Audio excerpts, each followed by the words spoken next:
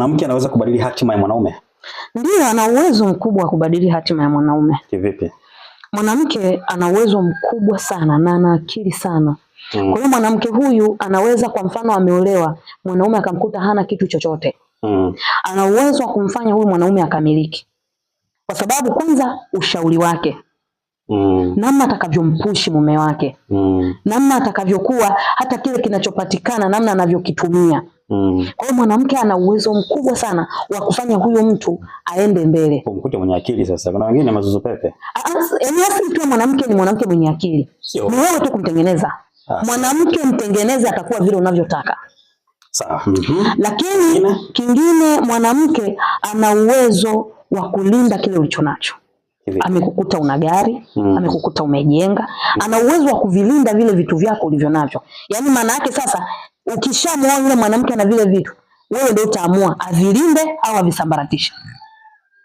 Ana uwezo wa kuvilinda na vikaongezeka, na ana uwezo wa kuvisambaratisha vikaisha vyote. Mwanamke ana hiyo nguvu. Kwa hiyo mwanamke ana nguvu kubwa sana.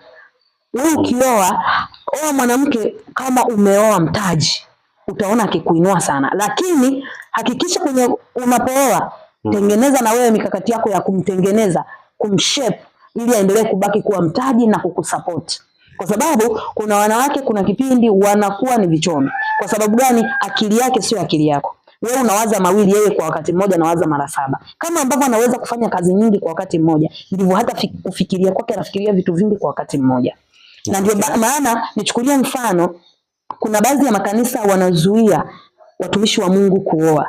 Sio kwa sababu labda hawakustahili na nini, hapana. Ni kulinda huduma ya Mungu isianguke. Unaweza ukaoa mwanamke akaangusha huduma, ukajikuta ukienda kutuhubiria, badala ya kutuhubiria kinachotoka kwa Mungu, unatuhubiria kinachotoka kwa mke wako. Kwa nini? Kwa sababu kile anachokifanya mke wako kinakudisappoint. Kwa hiyo mwanamke ana uwezo mkubwa wa kukufanya wewe uinuke sana, na ana uwezo mkubwa wa kufanya wewe ushuke sana.